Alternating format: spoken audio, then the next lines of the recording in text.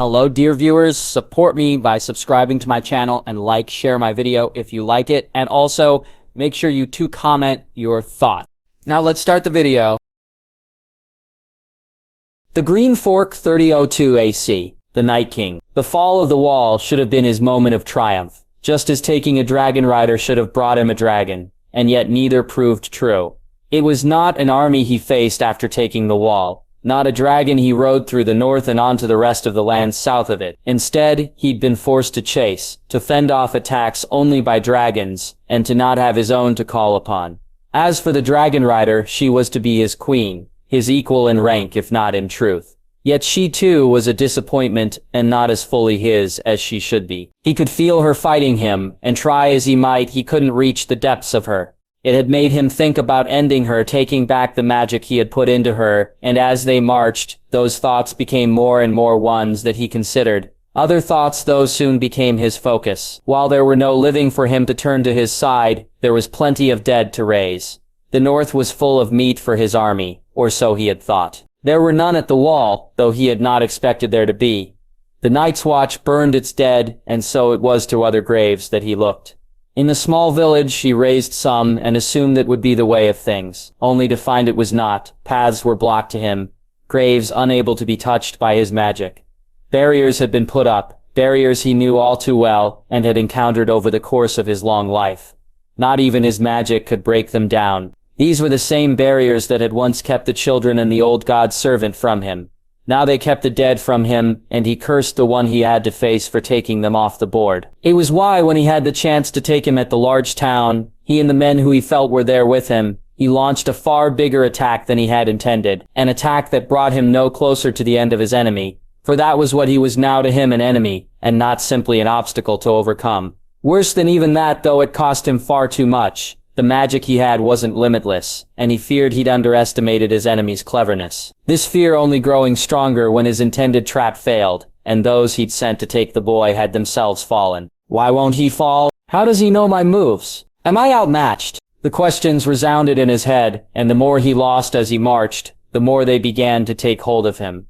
He reached as deep into her as she allowed him or he was able to go, relaxing when he found that it was not her, and yet a part of him had believed it was. When they made it to the trees, he relaxed even more. What he'd seen within her had shown him that despite the problems his enemy had caused him, he didn't have the will to do what needed to be done. In here, he and his army would march unmolested, where if his enemy was truly a threat, they should falter. He felt the magic when he reached the place where winter had fallen, the strength of the blood that those who named this place their home had possessed. It was not the same as those who flew on dragons, powerful but more subdued, and he was eager for as much of it as he could gather. Once again he found himself angered and disappointed, and locked out of places that should be his to stroll. The wood where the giant tree stood was blocked to him, as was the place where the dead rested. That idea he had of hurting his enemy by showing him the one who'd birthed him was now his. Would have to simply remain that. So it was with great anger and fury that he left those he couldn't raise behind. His march now far more hurried, and it was only when he reached the swamps that he slowed down. Here he then lashed out as he realized his mistake, his stupidly over the things he'd forgotten in his haste to reach his enemy and take his power for his own. The potential boon to his forces they would bring were lost to him, and he cursed himself for forgetting about the giants and his plans for them. Did he forget? Or was it blocked from him? Was the boy that strong? No, it was his mistake, his error, and nothing else, and it was one he'd not make again. He looked to the swamps and to the pathway. Its narrowness would force them to march far more slowly, and yet the swamps would be little better. In there he could lose even more of his army, see them trapped and unable to be brought to bear on the forces that he would eventually face. The boy could not run forever, or at least he hoped he could not. It was the pathway he took, and it surprised him that they were able to do so without being hassled or harried. His surprise soon turned to delight when he saw them in front of him. The army he had wished to face, the men he had wished to turn, and now the time had finally come. Yet again he soon felt himself grow weaker, and watched the boy show off his power while he couldn't gather his strength to use his own. Each loss, each time one of his men, or worse, one of his generals, fell, it weakened him greatly. As far back as he was, even he shielded himself from the green fire, and he looked furiously at the woman who was to be his queen. The dragon was supposed to be his, and yet it flew not with him, but against him. "Call him, bring him to me," he demanded, his voice a shout, in her head. Now. He stayed inside of her as she did so, needing to see that she was truly doing as he bid and not denying him somehow. Pleased though he was that she was. He was angered at the result. What use was a dragon rider without a dragon? What value did she have as his queen? These were questions with no answers, as was the one on his lips about the wall of light. The wall that kept his army from those he had wished to add to it. More and more of his army fell, one or two of his generals too, and as he looked inside of her, he saw it. The path to victory becoming clear, and so he sent them out. It wasn't the boy's magic he'd take from him. Not yet. First, it was his spirit that needed to be attacked, his heart that needed to be broken. And once he did that, his victory was assured. Again though it was not to be, and this mistake cost him even more. His queen was no longer by his side, and so he blocked her from him. He sent one of his generals to retrieve her, but blocked her from him. She had cost him much, and brought him little. His magic feeling lesser and lesser to him, ever since he'd brought her to his side. He should have waited. It should have been the other one. That was now clear to him, as was the knowledge that had he brought her then, it may have brought him 3 dragons, and not just the one. It had been his plan, hadn't it? He had sought her out and marked her as his own, hadn't he? Lured her to him and readied to take her, didn't he? That was after, or was it before? He found he couldn't remember, and he knew the reason for that. His magic was fading. If he waited much longer, it would be gone. The thoughts that his enemy was getting stronger while he was getting weaker refused to leave his mind, and he knew he had to do something, and do something soon. Reaching out, he searched and ignored the bright light of his enemy and looked to the smaller, dimmer lights. A small light flickered as it rode a dragon, a larger one that he recognized and had sought for his own, rode another. There were even smaller ones amongst the army he faced, slightly brighter ones near a river. Yet it was those he saw further than even they that he soon focused on. Their lights showed a magic he knew all too well, a magic he had long sought for his own. Looking deeper into them and their surroundings, he couldn't believe his luck. They were not barred from him. No barrier other than the army ahead of him stood in his way, and he knew now what he needed to do. Directing his generals to fight on, he took those nearest with him and shielded their movements. His path was clear, and he began to march, finding no obstacle along the way. Even when he saw the dragon in front of him, he thought it a fortunate event rather than what it truly was. The foolish boy having come alone rather than facing him on even terms. He had lost some of those with him to the flames, but he had more than enough to do what needed to be done. The dragon no longer brought the fire to them. Its fight was over with as soon his enemies would be too. The Green Fork 302 AC. Ye sure is Targaryen. Over 400 years, countless lives, plot and counterplot, and suffering that no family should ever go through.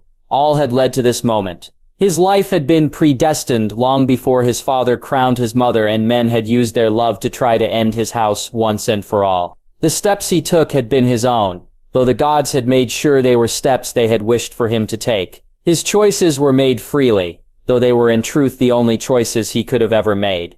The prince that was promised, the Song of Ice and Fire, the son of Rhaegar, Lyanna, and Elia. It was that last one he thought of himself, more and more.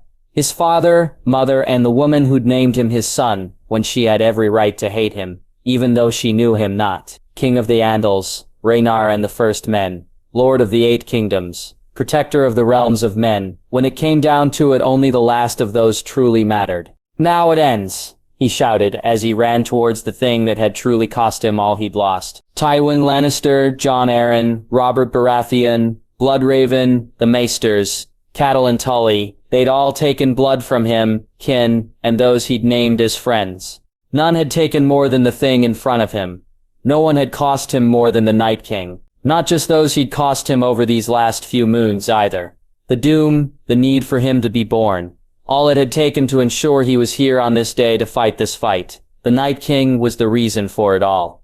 As Lightbringer shined, Jaehaerys heard them and began to smile. He couldn't see the Night King's face, but then again, he didn't have to. One, Mag the Mighty, and the biggest and strongest of the giants, passed him by, and the ground shook beneath their charge. In their hands, he could see the scythes for true now. Gendry had done an incredible job in creating them. The handles were some of the largest branches he'd ever seen. Their blades were encrusted with dragon glass shards. the edges of them looking particularly lethal, and watching the giants swing them was like nothing he had ever imagined it could be. How he had come up with this design he knew not. The old gods, the three-eyed raven, the children of the forest, or maybe he himself knowing just how effective they would be. Unlike axes or clubs, they swept through the dead as if they were the fields of corn and grains. One clearing the path in front of him, and leading him ever close to his target.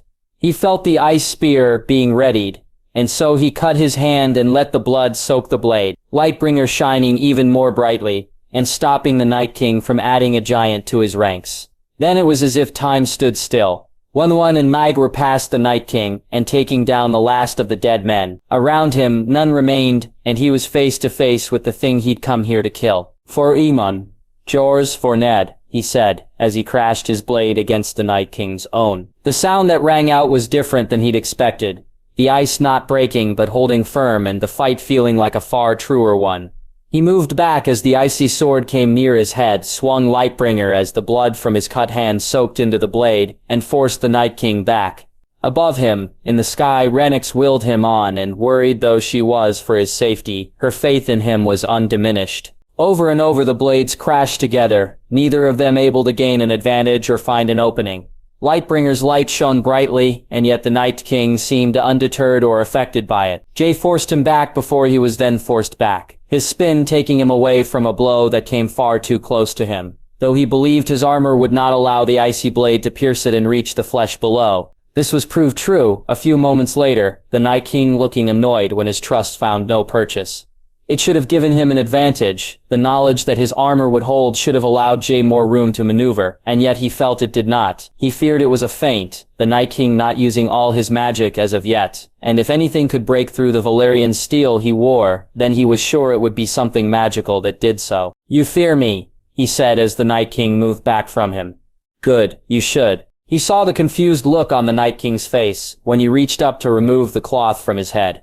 The concerned one, when he saw the crown he wore, and how it shined, and finally the worried one, when the blood that dripped from his hand, now soaked into that crown. Around them the world had faded to exist, the darkness no more as he moved in a world of light. Through Rhaenix's eyes, he could see it, a bright pillar of light that shone like a sun. The giants outside were all looking away from it for fear it would cost them their eyes, while the few dead that still moved nearby were soon turned to ash as if it was Rhaenix's flames, and not a shining light that hit them. Inside it, the Night King seemed weaker. He felt weaker. Jay's blows forcing the icy blade further and further to the ground. Fear he'd found was a funny thing. It crept up on you or it came upon you so suddenly that it overwhelmed you. And it was the latter kind that he saw in the Night King's blue eyes as he swung Lightbringer and saw a chip of ice fall from the Night King's sword. Another, and then another, until finally it shattered and broke, and when it did, Jay drove Lightbringer home. You are the prince that was promised to us, my son. You, my son, you will be the song of ice and fire. You are a dragon, my son. Be a dragon and show them that just like me, you are of Dorne. Kill the boy, Jon Snow. Winter is almost upon us. Kill the boy, and let the man be born. You may not have my name, Jon, but you have my blood, and should you ask it of me, you shall have my sword, and the north. We could always see you, Jaehaerys, that is our curse in a way. To see and not be able to touch, to speak, or to reach out and hold you, when you cry or are scared. No brother, it could only ever be you. You are the prince that was promised, a promise that I always knew they'd keep. He heard the voices as the ice shattered in front of him, his mother, father, Elia, Aemon, his uncle Ned, his grandmother, Egg and Daenerys. He heard them as if they were speaking for true, and not just in his head, and yet three voices spoke over them. Jay, don't leave me, his sister's pained voice called out. Come back to us, my love. Come back to us as you promised you would. Marguerite said pleadingly, Papa, can we chase the sun? His daughter's voice sounded so close that he felt he could almost reach out and touch her. Falling to his knees, he felt it. The magic in him, reaching out to absorb the magic that now surrounded him. It reached for it, took it, and then he felt it envelop him and seep into each and every pore. The crown on his head lost its light and returned to what it had once been. Lightbringer shone brighter still, until he willed it not to. The blade returning to what it had once been so quickly that he feared it would never shine again. Something it did, but a moment later when he bid it to. Around him the light began to fade. the pillar that he and the Night King had fought in simply falling away, and he looked up to the sky to see the sun once more. "We did it, Rai. We did it," he said, as she landed beside him. "We beat him, and now we can bring the dawn." The roar she let out was one of triumph, one of happiness. Around them the giants, too, roared, as the truth of what had happened became clear to them. He rose to his feet and nodded to Wun and Mag. In time he'd talk to them both, and see what it was. The giants wished for their future. Was it to be Skyn, or somewhere else they'd seek to name as their home? Looking to the south, he longed to fly that way, to head to King's Landing and see them both again, to hold his wife, his daughter in his arms, and to speak and laugh with his sisters. It was north that he flew, and others that he sought out first. There were dead to bury and mourn, living to thank and reward, and a celebration that needed to be enjoyed. As he climbed up on Renix's back, he looked to see the pile of ice that had once been the Night King. Jay smiling as he saw it simply melt away under the warmth of the sun. Riverlands 302 AC. Tyrion, Lebarkron and Elegon were not the only ones who were tired. Both he and Denny too had felt the strain of all they'd done today. Yet it was the two dragons who had needed to be convinced to stand down, and even now, both of them wished to fly and help in the fight. He'd praised his dragon, told him how very proud he was of him, and that he needed to rest. Yet the longer that rest went on, for the more worries Tyrion had for those who were still fighting, and those he cared about. Jaya had gone to face the Night King alone, and while his nephew was confident and certain that he would be victorious, Tyrion worried greatly for him, as he did for Jayan, Kevin, Bronn, and all the others he knew were fighting while he was not. Jayan too was worried about Grey Worm and her men. Having lost as much as his sister had during this war, he had begged the gods not to take more from her. Seeing her with Shera, he felt they had at least listened somewhat. His aunt was alive, what she was, or whether or not she'd ever come back to being who she was. These were questions for another day, should they all see one. Sarah Richard Lonmouth soon arrived with a large group of horsemen, and with the Faceless Men, they to stand as their protectors should the worst come to pass. It was an odd thing to be protected by assassins, but this war had brought strange bedfellows together right from the beginning of it. There were horses too for him, Donnie, and Shera to ride. Though he knew if it came to it, then it'd be dragons they left here. On seeing Lygaran finally close his eyes, he moved to where Sarah Richard sat on his horse, looking off to the battle some distance away. He'd not truly see anything. There were the occasional flames from arrows or dead men being set alight, and from the torches some carried. But the details would be lost in the darkness that surrounded them. "How goes it?" he asked, as Septon Richard thankfully climbed down off his horse, the man too polite and respectful to make Tyrion look up to him any more than his height forced him to do. "They are lesser, my prince." The double envelopment worked as well as his grace hoped it would, and many White Walkers have fallen, thinning the numbers down even more. Sir Richard said, "My brother, uncle?" he asked worriedly. "Lord Kevin was amongst those who rode. I saw him still a horse at the end of it." "I've not seen Lord Chemoy, but I know he, Sir Arthur, and Prince Oberyn all fought close to each other." "Then I pity the fools who strayed too close to them," he said with a laugh that was more about seeming to show no doubts than actually how he truly felt. "I had not hoped to see the princess again," Sir Richard said, catching him by surprise. "Only to clarify, I mean, I had hoped, of course. I'd not believed we'd be so fortunate." "Thank the gods we were," he said to a nod, as the world around them began to light up. He turned quickly, as did all those with him. The pillar of light rising high into the sky, and even though it was some distance away, the light it gave off was incredibly bright. For the first time in moons, he could see some distance around himself, other than when he'd been on Lyga's back and the dragon had been letting loose his flames, or when Jaya allowed Lightbringer to shine. The night was dark and full of terrors, as the Red Priests would say. Now it was as if the sun had come out from behind a cloud, and though it was not day, it was as close to it as any of them had known in what felt like an age. "The king," Sir Richard said as Donnie and Shera hurried his way, all of them standing and staring at the light and then looking on as sometime later, it faded away to be replaced by an even truer light. Daylight had never been so welcomed, and not even the fact of having to cover his eyes could take its beauty, or what it meant, away from him, or those who stood with him. Yet before he truly got to enjoy, he heard Dany's loud gasp. It hadn't been the sun that Dany had noticed first, nor the fact that it was day once more which had taken his niece's attention and forced the gasp from her mouth. Tyrion, seeing what it was as he turned to the sound of that gasp, and saw his sister hug Shira with all she had, Dany crying as she did so. In the bright light of the day, it was easy to see that his aunt was who she had once been, that she was as she had always been, other than for the fact that she was older. Much older.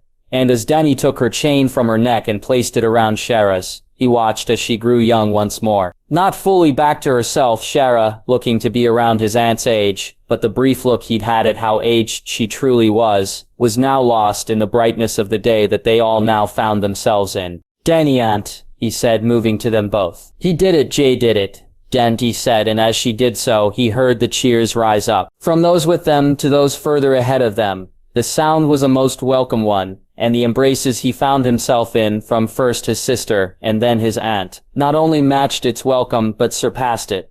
Looking around at those with them was like seeing them for the first time. Features were recognizable once more in the light, and he noticed how most of them seemed to cover their eyes and take longer to get used to the day, where he, Dany, and Shara did not, other than Ser Richard Lonmouth, who had climbed back up onto his horse and with a myrish eye was looking first to where Jay had flown off to, and then to the front, where the battle had been raging. All of those with them seemed greatly affected by the light, which was no surprise considering how long it had been since they'd seen it. "The fight is done, the dead are no more," Ser Richard said happily. "My nephew?" Dany asked, and Ser Richard shook his head. "I can't see the king, nor Renix, my princess," Ser Richard replied, not sounding worried much to his Dany and Shira's relief.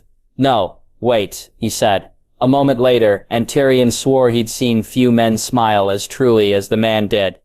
Then before he spoke once more, Renix, the king, his hand pointing up to the sky, drawing their attention far more than his words. Above them, Renix flew, and he could see Jag, on her back, his nephew looking unhurt, and he breathed relievedly because of it. He flew low over them so that they could see him, and he them, and then on further to the front of their lines, an idea that Tyrion soon found himself most keen to be a part of. "We should go. Follow," he said, and Dany nodded eagerly. Shira too, and as he bid Ser Richard and the others ride, he, his sister and his aunt, moved to the dragons. They still needed their rest, and were it not for what they were flying to, then he'd not have disturbed them.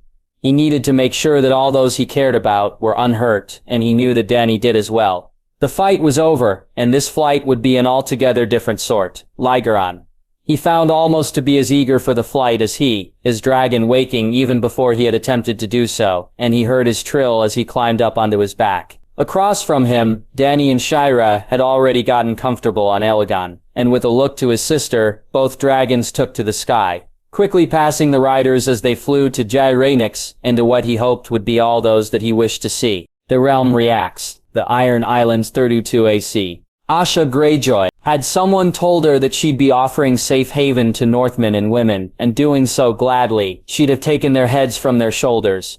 Asha had never hated them as much as her fool of a father had, or never sought to get back at them, as Thetan had tried to do. Yet she was no friend of the North. Or at least she had not been one. It had taken a king with a dragon to make her do as she had done, to think as she now did, and to see the North as perhaps she always should have. They were just like her people. Hard bastards who were given little compared to the other regions of Westeros, and had tried to do their best with what they had. Over time, because of a young boy they'd not known was a king, they'd prospered, thrived, and while they'd never grow food as well as the Reach, or mine gold as well as the West, life had improved greatly for them.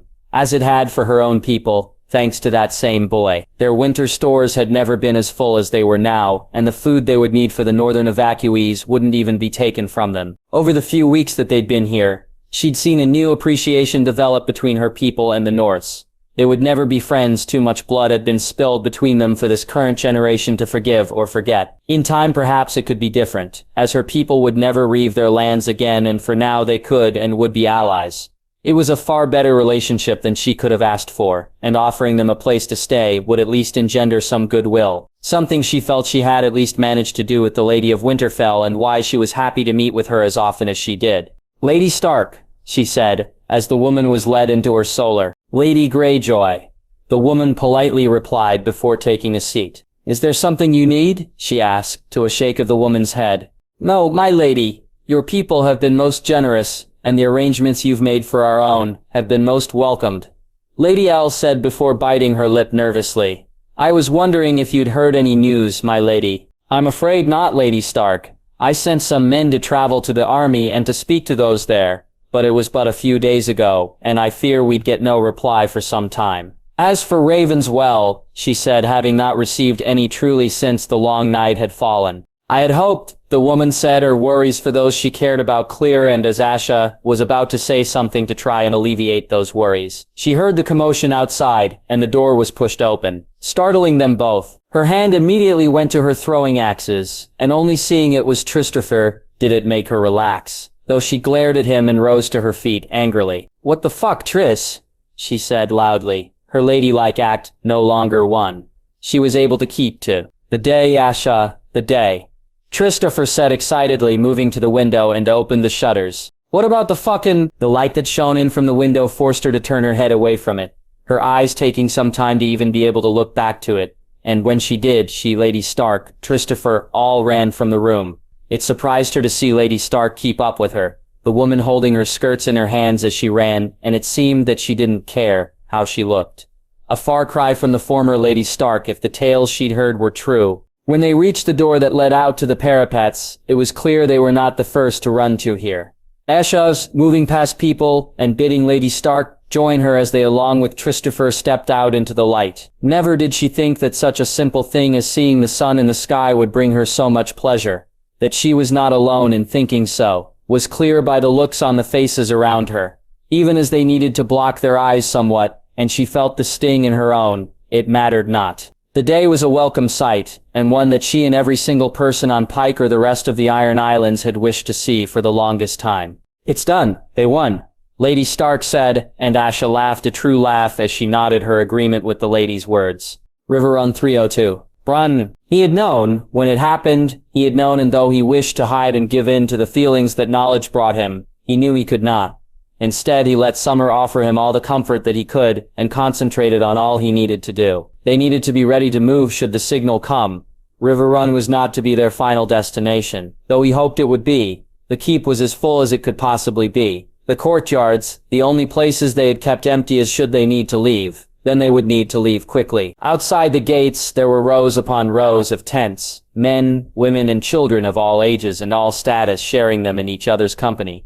True, they'd offered Riverrun up to some of its former bannermen's families, and most had taken them up on that offer. It was just that not even a keep as large as Riverrun could hold them all, and he'd wished for others to be housed inside too. The servants' families, the guards' loved ones, people from the nearby village. He'd wanted to show as many of them as he could, that all were welcome here. When he told his brother that was what he'd intended to do, he'd seen Jay look at him with such a look of pride on his face that he'd needed to look away from him lest he break down and cry. It had been the same with his father and the pat on the back he'd given him before he and Brynden had led those who'd not be fighting away. He felt no shame in it. There were no worries that he'd be thought lesser because he was not amongst those who stayed to face the dead. The Bold himself was not a part of the fight to come, and as Jay had told him, he hoped he'd not be a part of any fight for some considerable time. Why do you say that? Is it because of my age? He asked as he sat alone with his brother. His other brother and cousin had already gone to their tents. You think I'd stop you fighting because of your age? Would you expect me to keep Arya from doing so? Jay asked, and Bran shook his head. I'd not seek you to fight because if you did, then it means things have turned for the worse. Bran, after this I hope we never see a battle again. I'd pray that we never did. So it's not your age that keeps you from the battle, and it's not your courage or skill that I have any questions about. Should it come then, I've no doubt you'd be amongst the very fiercest warriors, Bran. I just hope we only ever need to see you wield your sword in a tourney. For if so, then it means what we did here is good and true. His uncle had told him likewise, that he too had no doubt of his courage or his skill. In time he'd be taking winds off of him, Brynden had said, and he'd felt eager for those days to come. As he was for the chance to test his blade in a tourney or to ride in a joust. It was why, despite the darkness, despite it perhaps not being needed, given all the other things that he needed to do with his days and all his other concerns, he still sparred daily. He'd even taken to give lessons to some of those who stayed in River Run, and had seen his uncle look on proudly as he'd showed them what he himself had learned. "No, hold it up, Garth. Aye, that's the way. Lucas. Aye, move. That's it." With the torches burning and offering some light, he helped them through stances, showed some of them how to hold a shield, and he'd sparred against others. "WWWW, Summer called out, and he dropped his wooden sword from his hand. The worried look he shot his uncle, the only thing that stopped him from running to the wolf right away. He felt his chest tighten, the tears well up in his eyes as he worried about who else had fallen, only for Summer to come to him before he had a chance to go to the wolf. Who have I lost now?" he asked, almost petulantly. The lick of the wolf's tongue on his face was different. The feel of it welcome, instead of worrisome, and as he looked into Summer's eyes, he began to hope that it was not as he feared. Had he not been so focused on the wolf, then he'd have heard the cheers. He'd have noticed the light that was now all around him from the sun that could finally be seen once again. As it was, it took his uncle coming to him, his arms going around him as he lifted him to his feet, and then and only then did Bran realize that the long night was over. "Father," he said as he looked at his uncle. The grief he felt for his loss was no longer something he needed to hide.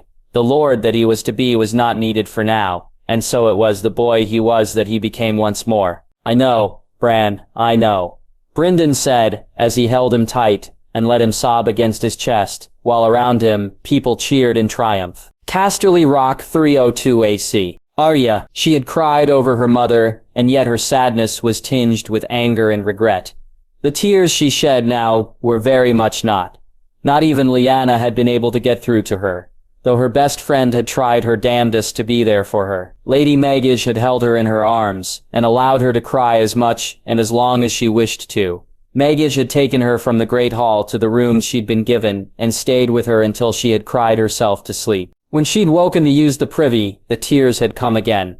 Lyanna, this time offering her what comfort she could, and allowing her to rant, rave, and scream angrily at the cruelty of the world. At what point she realized that she had more family in danger, more that she could lose. She knew not, only that her demand to be brought to the battlefield, her need to see her cousin, uncle, and brothers were turned down, as was her request to be taken to Ellen Rickon. "They'll need me, they're all alone. They need me," she said tearfully. And yet no one listened to her, or paid her any mind. She knew she was being foolish, that she couldn't just jump on a ship and expect to be taken to the Iron Islands or to the Riverlands. Just as she knew they'd indulged her angry words and that she owed Lady Jenna, Lady Mage, and so many others an apology for how she'd acted, were it not for the fact it was her father who'd fallen, and that both Lady Mage and Lady Jenna knew enough about the wolves to know that she spoke the truth. Then she'd have been punished severely rather than be allowed to act out as she had done. Closing her eyes, she looked for the door, and found herself in Nymeria once more. Her wolf's concern for her warmed the chill that had taken over her heart, and it was that concern that allowed her to feel what her pack was feeling. Elle held Rickon as frost, and Lya knelt by her side. The tears she shed were as true as Arya's own.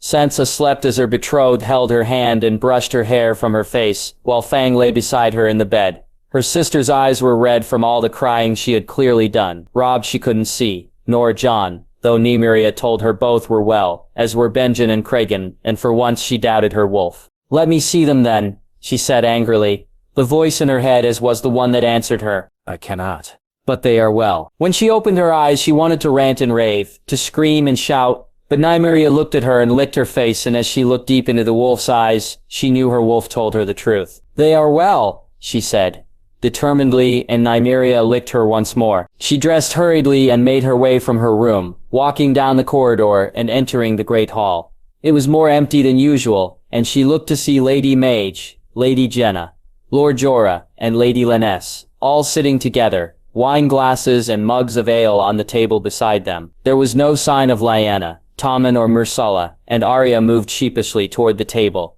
the two older ladies both looking at her with concern in their eyes. "I wish to apologize for my behavior, Lady Jenna, Lady Meg. It was uncalled for, and I beg your forgiveness," she said, her voice firmer than she feared, it may be. "Oh, Arya child, you have nothing to be sorry about. Nothing, do you hear me?" Lady Meiji said, moving from the seat to hug her, and Arya welcoming the warmth and feeling of her arms around her mother by choice.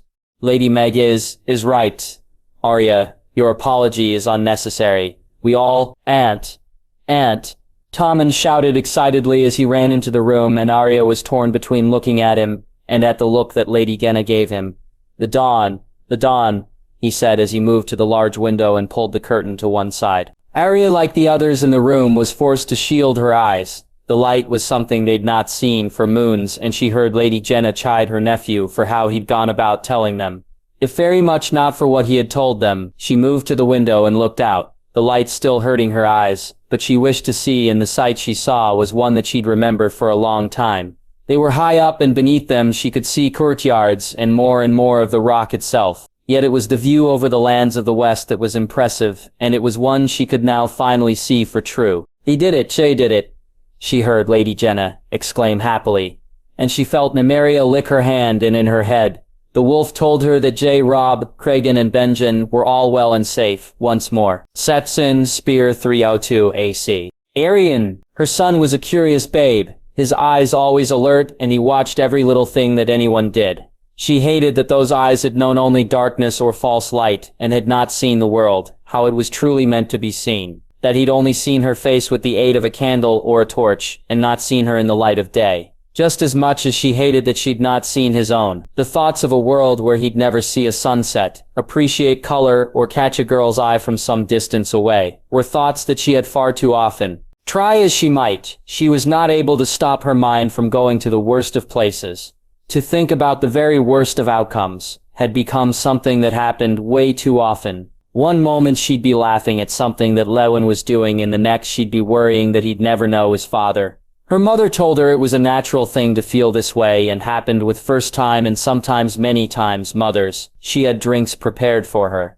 Meals that she had ensured Aerion ate, and though they'd helped somewhat, they'd not made those worries go away. It had been far too long since she'd received the letter from Tyrion, and the reply she'd sent had not been answered, making her worries grow. Her time with her son was both the best time of her day, and the worst too. As it was when she was with Lewin that her fears for Tyrion always increased. It was hard enough for her to face up to the possibility that she'd never see her husband again. To think their son would never meet his father only made that harder still. It was not as if they didn't have a living, breathing example of a boy who'd not known his own father, though at least unlike with Jay, Lewin would always know his mother. She was feeding him when it happened, feeling him suck hungrily on her teat always made her worries fade away, or at least diminish down to just the one. Was he getting enough? That was the only thing her mind would consider when she fed her son. Was he getting enough? And would he grow big and strong because of it? The door opened, and yet she didn't hear it. Words were spoken, and yet they didn't register. All that did was that there was light coming in from the window, where there should be none. It's over, Aerie. The war is done. The long night is over. Her mother's words fell on deaf ears. Aerion moving to the window and stepping out onto the balcony and into the light. The sun shone down on Sunspear for the first time in moons. The sound of cheering rang out around the streets, and Aerion felt the warmth on her face, and were her eyes not already closed. Then she'd have closed them. She blinked when she opened them, feeling the pain as they got used to the sun once more, and then she looked down worriedly at Lewin. He showed no such concerns. His eyes were as alight and alert as ever, and she smiled as his little hands seemed to reach out to the sun. "They did it, my son.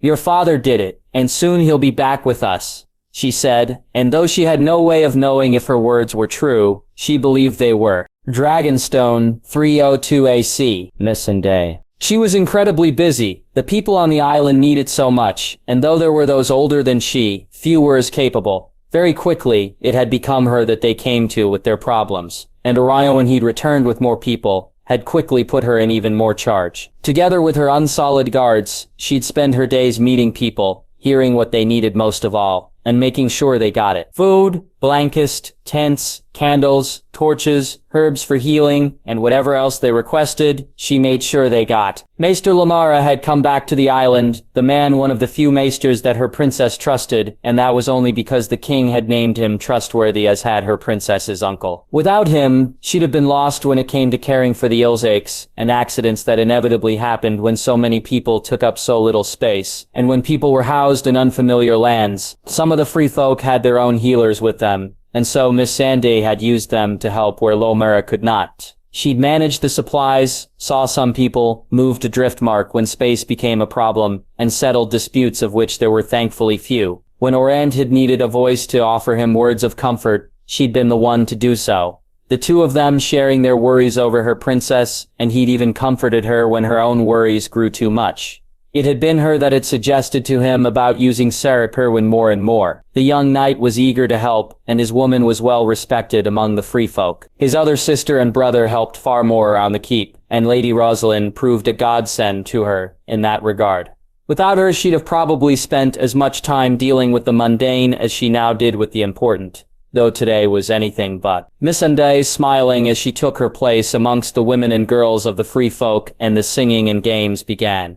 She laughed as the young girl was named, the first to be so on Dragonstone. The free folk didn't name their children until they had reached 2 name days old, and when they did, they held a celebration of sorts, which she'd been invited to. "I name you..." Miss Andy covered her eyes. The pain was sudden and unexpected. She was among the first to open them again, the first to see the sun shining down and to feel its warmth against her face. It took a few moments for the others to realize what had happened, the cheers then ringing out louder than she had ever heard before. The White Wolf, the Winter Dragon, the Princess of Dragonstone, the King beyond the wall, Giant's Bane. She smiled as she stood to her feet, hearing her princess be named amongst those who'd brought back the sun and ended the long night, made her so very proud to serve her. The thoughts that she'd be coming home soon were more than enough to fill her heart with joy, and she looked forward to her arrival with great anticipation. "I name you Dawn," the woman whose babe was to be named said, and Miss Sanday smiled, even more fully at that. A good name she felt, a true name and a worthy one. Riverlands 302 AC. Yadaraz, Targaryen. They flew over the army, both he and Ranix wanting to be sure that the dead were indeed no more. He'd looked through the bird's eyes to see that Yolme, Arthur, Oberyn, Tyrion, Dany, Shira, Benjen, Robb, Cregan, and Garlan had all come out of the fight unscathed, physically at least. The loss of his uncle Ned would hurt his brother, uncle, and cousin as well as the lords and men of the north. Through Ghost, he'd seen that the Grachan, Smalljon, Mance and Tormund as well as Bronn had survived, while through other eyes he'd seen just how fortunate they'd truly been. Their losses were terrible, in the high thousands, and most were good men and true. Some very much not, he thought, as he flew over a wight that he recognized, now that he could see him in the cold light of day. Barros Blunt would not be missed, nor would he be mourned, and the fool had run and deserted, while the wall was under attack. He'd not run far, and that was why he'd not given him any thought. Had he lived still, he'd have lost his head. It was far better that he got the ending he truly deserved. When he was sure that there were no more threats and no more dangers for any of them to face, he bid Renix take him back. They landed next to the other dragons. Juicine, Tyrion, Dany and Shira were each speaking to different people. Shira was talking to Garlan, and seemed to be now completely back to herself. The ruby she wore was her own, rather than Dany's. Tyrion stood with Kevin and Chini, while Dany was with Grey Worm and some of the Unsullied. Cheria was relieved to see they had survived and that his aunt hadn't faced any further loss. Robb, Cregan, and Benjen were nowhere in sight, understandably, and as he climbed down off Rhaenix's back and moved to thank her, he caught the sight of Oberyn and Arthur out of the corner of his eye. "We did it, Rah.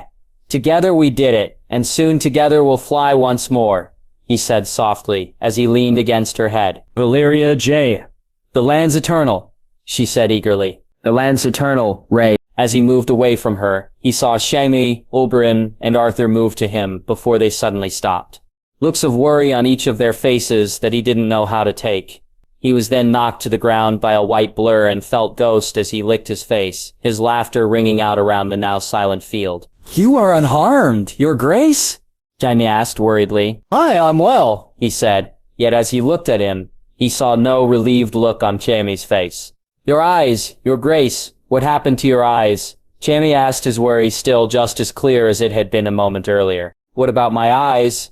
he asked confusedly. "They're blue, Jay. As blue as..." He didn't need to say any more. He knew whose blue he meant, and so after calling for a looking glass, he again said that he was well, telling Ime and the others that he felt no harm had come to him, and that most importantly he was who he was. something that it seemed they were truly worried about. When he stared at his reflection in the looking glass, he could finally see the true reason for their concerns. It wasn't simply the blue of the whites, or even the White Walkers that he saw looking back at him, but the blue of the Night King himself. Closing his eyes, he reached for the magic inside of him, and then he opened them once more. "Better," he said with a chuckle, as he looked into the looking glass. "Much better," he said, a moment later, as he turned and looked at Jaime and the others with eyes that were now gray. Once more, he called the lords to a meeting, listened as he was told of the losses, and he knew he had much to do. The North needed to be repopulated. The dead needed to be mourned and honored. Men needed to be given leave to return to their homes, and an army had to be disbanded. The free folk, Rhaegar, Night's Watch, and Company of the Rose, needed to speak about their plans, and those who wished could come to King's Landing and be feted like the heroes they were. Tonight he'd feed those who didn't wish to travel further than needed. He'd celebrate them and honor them for all they'd done. Tomorrow it would be on Renix's back. He flew, and he doubted he'd be flying alone. They had done it. The realm had come together and stopped the dead from making it their own. There would be tears shed, laughter heard, songs sung, and reunions yet to come. For him and Renix another journey still awaited, and as he felt the magic flow through him, as he felt the first inklings of what could be done, he smiled. "The land's eternal. They await me there," he said softly, as Oberyn embraced him. Jaime smiled at him far more truly, and Arthur breathed a relieved sigh. King's Landing 302 AC, Margaret. Had she her way, then she'd have sent scouting parties to find him, ordered as many men as it took for him, and to see that he was safe. Each morning she woke, she felt his absence, as did Elia, who asked about him constantly. It had been Sansa who'd both told her that she had no need to worry, and that Ghost was doing what he must. Margaery asking for and receiving her assurances that while he'd gone to Joe, it wasn't that he feared for her husband's safety. Sansa telling her that while yes, Ghost had gone to protect the pack, it was not Joe himself he'd gone for. When she'd heard Sansa's pained cry a few days later, she wished he'd left sooner. The loss of her father was devastating for the younger girl, and there was little she could say or do to offer her comfort, Westeros thankfully stepping in where she could not. And despite his own worries for Sansa, he still took the time to comfort her about her own. Margaery fearing not only for her husband's emotional well-being at the loss of his uncle, but his physical well-being too. Ghost left Marge. The wolves know. Sansa told me that, and guess who told her? Willis asked. Jay, she said, and he nodded. I believe if Jay was in true danger, then Ghost would have left us long before now. You bid him say, Willis, he wished him here, she argued. Aye, but would Rhaegar stay? Would Fang not come to Sansa's aid no matter what she told her? She would not. Neither of them would listen if they feared, Margaret said emphatically, as she realized just what it was that Willis was trying to tell her. Jay will return, Marge. She had accepted her brother's words, and let her concerns only be for Sansa. Before she'd gone to bed, she'd stopped by the room to find Sansa asleep, and Willis by her bedside. Propriety be damned, she'd thought, until she'd seen the chaperone asleep, on two chairs a little off to the side, her brother a true knight, even though he'd never been dubbed one. Leaving them alone, she made her way to her room and past Sir Brian and Joy. The two of them were worried about Sansa, and Joy about Jay, too, and she did her best to relieve their concerns before she sent Joy to her bed, while she went to her own. How is she? Her grandmother asked, as she entered her room. She's sleeping, Willis is by her side. Grandmother. She'll have no one who can comfort her more, Margaery said as she looked to see Elia was already asleep in her bed beside her own. We'll speak on the morrow. Grandmother, I find myself most tired, she said, interrupting whatever it was her grandmother was about to say, fearing it would stop her from getting her rest. Sleep well, Your Grace, her grandmother said as she walked from the room. Margaery hearing her speak to Sarah Barristan and Sarah Barr, who stood as her and Ilya's guards tonight. With a soft kiss on Ilya's cheek, she undressed and got into her bed. A bed that felt far more empty since Ghost had headed to meet up with Jay. Surprisingly, she was asleep moments later. A dreamless sleep that was ended by the feel of her daughter's hands as they shook her, and by the sound of her voice. Mama, Mama, Ilya said excitedly. Sweetling, she sleepily asked as she rode. Papa caught it. Mama, he caught the sun, Ilya said, clapping her hands and smiling brightly. Her doors opened and she heard the voices. Her grandmother, Sark Barristan. Others, she knew not who. Joy she saw as she did tie in first, and then it was her grandmother, Ilaria, and others who stood in her bedroom. "The sun, your grace, the sun shines once more," Ilaria said happily, and despite the fact that she was wearing only a slip, she jumped from the bed to run to the balcony and looked out to see daylight for the first time in moons. She could barely hear the sounds of the people cheering in the streets of King's Landing, even though they were loud and almost the entire city had come out to shout them out. Her mind for now blocked out all sounds, as all she could hear was a voice in her head telling her that her husband was coming home. Turning, she saw Elia running to her, and she caught her in her arms and lifted her in the air. Her daughter's laughter ringing out as she spun her around was a sound she heard loud and clear. "He caught it, Mama." Papa caught the sun, Elia said, laughing still, and Marguerite hugged her tightly to her chest. "He did, my love. He did, just as he said he would," she said as she moved from the balcony to dress and ready for the day ahead. Riverlands 302 AC. Wow, one moment they'd been fighting the dead, and the next they were not. It had been night, and now was day, and it took some time for her eyes to adjust to the light that they'd not seen in moons. She was not alone in this, and when they finally did, she wished they had not. Fenjen was on his knees, and at first she feared the worst, her breath hitching in her throat as she moved to him. There was no injury that she could see, no wound that was exposed, and the closer she got the more relieved she felt, until she heard the sobs. Thal ran the last few feet and almost fell to the ground beside him, her arms wrapping around her love as she allowed him to cry on her shoulder. Not more than 10 feet away she could see the other man who was sobbing just as much as Benjen was, and the reason for both their tears. Robb Stark was knelt over the body of his father with his cousin, offering him as much comfort as a hand on the shoulder could, which wasn't very much at all. It pained her to see, beneath him lay his father. The Lord of Winterfell was unmoving, and while Vale had not seen him fall he had. She moved her hand down Benjen's back and rubbed it gently against him. The words she spoke were perhaps unheard, but she spoke them anyway, and hoped they offered him some comfort for the loss of his brother. It was not until she mentioned his nephews, though, that it seemed to do much to change Benjen's mood.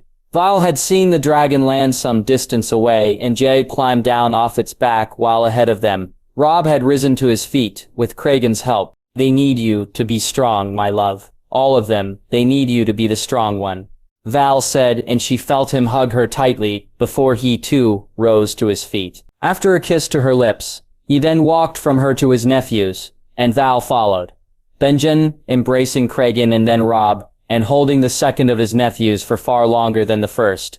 Given it was he who'd lost his father, that was understandable. Seeing that the man she loved and his nephews seemed to be doing a little better, Val looked around at the rest of the men near her. There were far more of them than she had expected, and it made her wonder who amongst her own people had survived. Unfortunately, that was a question that she'd not be able to answer for some time. How long they stayed there, and at what point Jay arrived where they were, she couldn't tell. The king, though, moved straight to his brother, the two young men embracing and holding each other for what seemed to be the longest time. Then it was Benjen's turn, followed by Kragan's, and Val watched as Jao then moved to kneel down over his uncle's body. She heard him say some words softly, though not what those words were. After a while, the men of the north and her own people started making their way to them, as well. Val saw some of them moving to Benjen, and Jaeon paying their respects to Robb and to the fallen Ned Stark. "Val, thank the gods," she heard Mance say, and though it was not something she'd normally do, she ran to embrace her good brother. "I fucking knew you'd survive. You're too much of a hard bastard to die," she said happily. "Aye, it's good to see you too, Val," Mance said, with a small laugh. Over Mance's shoulder she saw Tormund and some of her people, the smile he wore a true one when he saw that she had made it. "Benjen?" Mance asked, not seeing her love, and she nodded and saw his own smile grow larger. "His brother fell," she said softly, before she was lifted from the ground by Tormund. The loud laugh he made was both welcomed and not. "Put me down, you mad fucker," she said as he did as she bid. "We will drink tonight, drink under a fucking moon for once, and know when we wake, it'll be to the sun once more," Tormund said, laughing still. "I will drink," Mance said, and Val felt her heart stir when Tormund then asked her about Benjen, his concern showing just how truly he'd been accepted by them and that her love was one of the free folk now. "He's unharmed, but his brother fell," she said softly to a small nod of Tormund's head. "Dre," Tormund asked, worriedly. He's over, she began, as she directed his attention to where she thought Jae was, only to see he was no longer there. Looking around, she saw him off in the distance, he and some others bearing a body on their shoulders, and it was only that she could still see Benjen, or she'd have thought it was his uncle's. There, she said, pointing him out to Tormund, who moved to hurry after the king, leaving her to stand with Mance as Benjen, Robb, Cregan and the Great and Small Johns all raised Ned Stark's body into the air, and began to carry him to somewhere she knew not. How many, Mance? How many of our people still stand? She asked worriedly, as she and Mance followed after them. Far more than I dared hope, and yet less than I wish, Mance said, and she looked at him to see that he seemed happy enough. Ned Stark was brought to a tent that was surrounded by many other tents that she feared bore bodies too. She saw Jade's guards standing outside one of them, along with Jaime Lannister and Oberyn, which suggested to her that the king was inside. After Ned was laid down, Benjen moved out of the tent, as did Cregan. The younger man looking to Benjen before he and his wolf then moved to another tent a little distance away and entered it. Robb Stark's large wolf sat down outside the tent that he hadn't left, as of yet, and as Benjen moved to her and Mance, she saw some more men of the North make their way to it in order to pay their respects to the fallen and new Lord of the North. Mance, thank the gods, Benjen said, his smile not quite reaching his eyes, but it was a smile all the same. It's good to see you, Benjen. I'm sorry for your loss. Your brother was a good man, Mance said, his voice soft, and Benjen just nodded as he moved to her. The kiss he gave her and the words he whispered in her ear were both welcomed equally. Aye, he was. We lost far too many good men today. My nephew mourns his father, my other nephew his good father and uncle, while Jay is torn between being with his brother and grieving for his uncle or paying his respects to a man who's been by his side for 3 and 10 years. Benjen said sadly. He is unhurt, Jay? Mance asked, his worry clear, and Benjen nodded emphatically. He is, thank the gods. He fucking ended that cunt. For once and for all, he fucking ended him, Benjen said. They talked of their losses, mourned those they'd not see again, and celebrated not only their own survival, but that so many of their people had made it too. As they were doing so, she saw Jay come out of the tent he'd been in, and Tormund moved to him. The king embracing Giantsbane as if he was a long-lost brother and not an annoying fucker. Then Jay moved to one of the other tents and entered it, staying a few moments before doing the same at another and then another. A guard brought them food and drink, the bread eaten hungrily, while the water drank a little more slowly. Even after they were done, Jay kept going in and out of tents, until finally he made it to the one his uncle was in, and Benjen nodded to her before moving to join him. How long it was until they came out, she knew not. When he did though, Jay came towards them. Val was surprised when he embraced her, and then Mance, just how he had Tormund. It pleases me greatly to see you both unharmed. The free folk, Mance, their losses. Jay asked worriedly. Far less than they should have been. Jay, Mance said happily. Your uncle, your guard. You have my sympathies. Too many good men fell today. Heroes one and all, and the North will not be the only ones who remember them. Jay said with such determination that she knew his words were true. Tonight we mourn the dead and celebrate the living, Mance. All of us here won a great victory and should be proud of that. One and Mag the Mighty along with the other giants should arrive before then. They too played their part and deserve to be fated. Then fate them we will. Mance said, his own determination showing through. We need to speak on the future, Mance.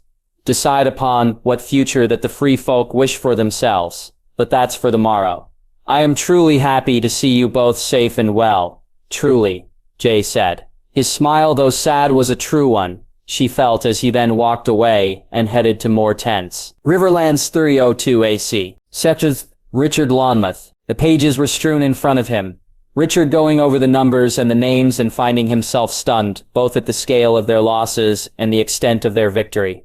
They'd lost close to 30,000 men, the biggest single loss of life in any battle in the history of Westeros. Men from each region of the 8 kingdoms had spilled their blood and given up their lives. Mathis Rowan, who had saved Garland Tyrell's life at the cost of his own, Georor Mormont, and almost the entirety of the Night's Watch, an order that no longer had a purpose. Some of the faceless men and women from Triane, and a third of the Company of the Rose, including at least one of its commanders, Ardo Snow having lost his life, while Brandon Snow still fought for his. The North had lost its warden, in Rickard Karstark, and yet had lost the fewest of its men. While the West and Dorne had both lost more men and yet none of their lords. As for the Vale, they had been left almost unscathed, though considering how they'd been used in the war that wasn't a surprise. Titos had told him that the Freys had fought bravely and well, and while Lord Steffron had taken a wound, he should recover, and the Riverlands itself had lost half as much as the West, or Dorne had. He knew the king would be pleased when he heard about the free folk. They'd lost few, and none that were among the chieftains or elders. Another hard home this had not been. The loss of his uncle would be hard for Jab to bear, especially since he'd lost another uncle already during this fight, and family meant everything to him. Sarankir's loss too would be something that bore heavily on Jaz's heart, Richard himself feeling that loss most keenly. The man had faithfully served by Jaz's side longest of all, and was far more than a guard to his king. He was not a man you could replace easily, he thought as he rose to his feet. His notes were now written, and ready to be presented when Jaz asked for them, which he knew he would. Not as bad as it could have been, but worse than we could have hoped, he said, looking to Ser Hugo and Lomas, both of whom he was relieved to have found out had survived. What now, Ser Richard? Ser Hugo asked curiously. We mourn the dead, celebrate the living, and toast our victory, Hugo. Then we go home to those we love, or the lives we must lead, and we make ready for the next challenge that comes our way, he said, smirking. You think there will be more challenges, Sav Richard? Lomas asked, and Richard shook his head before answering. None like this, thank the gods. But we live in a new world. Lomas. For the past few years, the king's focus has been on winning this war, and so things that may have garnered his attention have been ignored.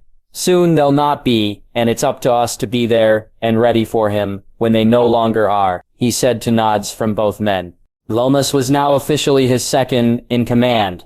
Hugo would run his men in the Riverlands and the Vale. One or the other would perhaps replace him in time. For now he'd teach them all he could, and make them into the men they may need to one day be. He had no intent of stepping down or being removed from his position. Not that the king would seek to do so, but he'd be ready for it if it came, and he'd ensure that those who followed him were good men and true. Come, I feel the need for a drink, and there will be much of that, this night, he said as he walked from the tent, and made his way to where everyone was to be gathered for the night's celebration. The birds had been sent out carrying the news, some bearing condolences for losses and others speaking of those who lived still, those the king had handled personally. Jay's control over the birds, making them even quicker than his lips would spread the news of the extent of their victory. Letters had been sent to a queen, to sisters, to wives, mothers, fathers, and to widows as well. Richard and his lips would ensure they arrived at their destinations as quickly as they could be delivered. He knew that the king wished to be elsewhere, that he longed to be, and yet he would not leave this place. Not yet. Tonight Jay wished to pay his respects to the living and the dead, to honor those who'd given their lives, and those who'd fought so that others did not, and were not needed to. As he made his way to the large open space and looked out upon the mass of men that stood there, Richard found himself eager to do likewise. Torches were lit to provide light, and yet it felt much different. Each man and woman that was here, knowing that this night they now faced would not be a long one. Ale and wine were being drunk, and some men ate as they waited for the king to make his appearance. Richard telling Lomas and Hugo to find themselves some of either. While he moved to where Jaime, Oberyn, Loras, and Arthur stood, he saw the princesses, both of them healthy and unharmed. Thank the gods, and the prince too standing with them, and perhaps the most eager of all, for this night to be ended. The news he'd given him from Dorne had made Tyrion wish to fly straight there, and while he'd not do so tonight, Richard doubted they'd be able to keep him from leaving on the morrow. The king? He asked Arthur under his breath, putting on a brave face. For now, Arthur replied, and Richard nodded as the tent opened and Jaime stepped out. Jon no longer wore his armor and bore no crown on his head. His hair was loose and untied, and his shirt open, and he looked as if he was going for a stroll rather than about to speak to an army. He had an easy smile on his face, and to all he'd look happy. Yet Richard could see in his eyes that he was anything but. It was a mummery, an act, and as he began to speak, the tone of his voice proved that true, at first anyway. Before I speak for true, I ask that we take a moment and bow our heads for those who fell. Each of you has perhaps lost someone you cared for in this war. A friend, a brother or sister, a father or mother, uncle or aunt, son or daughter. No words I can say will make up for their losses. For no words can. All I can do is offer my thanks to the gods for the time we all had with them, and for what they all meant, and will forever mean to us. I can promise that each and every single one of them, that they'll not be forgotten. Their sacrifice will not go unrecorded, and their heroism will not go uncelebrated. From here on, it'll not just be the North that remembers. On my oath, I swear to you all here and now, that we will remember. The realm remembers. Jay said loudly. The realm remembers, the shouts rang out, and then as Jay bowed his head, so did every man and woman that had survived the battle and war they just fought in. None raised their heads until the king did, and Richard watched as Jay was then handed a mug of something. Water perhaps, since the king didn't drink. Or so he thought, until Jay spoke. I have in my hands a mug of ale, the first I've ever held, truth be told. Jay said to some laughs. Water is no way to celebrate what each of you did here. Not just today, but for the last 5 moons that we've been fighting this war. I doubt I'll keep up with you, and some of you even less than others. The laughs were louder now, but tonight I'll damn well try. Jay said to even louder laughs as he took a swallow from the mug, while around him each and every single one of them did the same from their own. Richard tried not to look at the expression on the king's face as he swallowed down the ale. He doubted after tonight that Jay would drink it again, though, because of that look. Something that Jay himself confirmed a moment later. This will be the only night I drink, my friends. I'd not dishonor all that you did by doing so again. And so, for one night, and one night only, I'll celebrate as you all will, Jay said, taking another swallow, this time to cheers. I now ask you all to look to the man or woman on your left, Jay said. Around him, everyone he could see did as they were bid, and even he did the same. Now, do the same to the man and woman on your right, Jay said. Again around him, everyone did as the king bid them to. Raise your mug and drink with me to honor those who stood with you. Those by your side are the reason each of us breathes here tonight. They are the reason that those we love will soon be back in our arms again. For it wasn't just you and I who won this war, it was the man or woman nearest to you as well. Each and every single one of you played your part. All of you are heroes and heroines. All of you are equal, not only in mine own eyes, but in the songs and tales that will be sung and told in the years to come. King, prince, princess, lord, knight, or small folk. From the north, west, riverlands, Vale Reach, Stormlands, Crownlands, Iron Islands, Dorne, or Troyane. All of us are equal. All of us have spilled blood or sweat, suffered loss, and mourn those no longer with us. No man, not I, not you, nor the man or woman next to you, played a bigger part than any other. So raise your mugs, raise them high and drink with me, and those with you. Drink, my heroes and heroines. Drink as those who together brought the dawn. Jay said, his voice ringing out loudly, as he took another swallow from his mug, while around him every man and woman did the same. Richard took a large swallow from his own, and smiled broadly.